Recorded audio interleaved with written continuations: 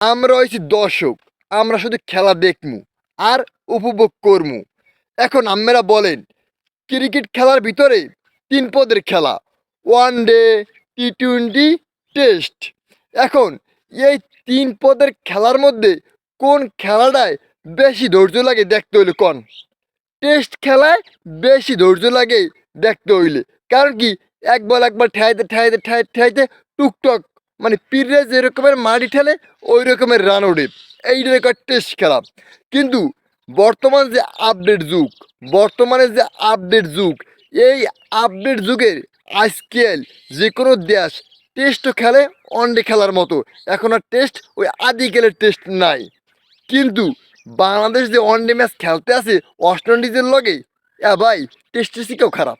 একা জঘন্য ভাই, জঘন্য ভাই।